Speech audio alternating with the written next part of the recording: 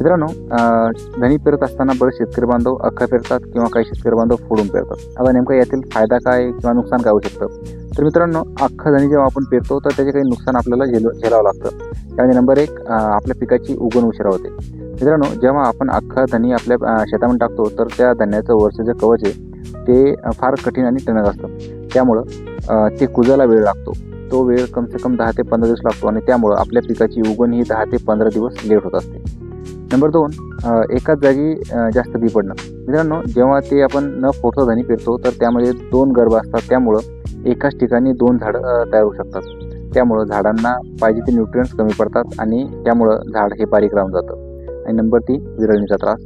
मित्रांनो, एकाच जागी दाटीवाटी जेव्हा हे झाडं होतात तर त्यांना पोषक द्रव्य हे चांगल्या पद्धतीने मिळू शकत नाही.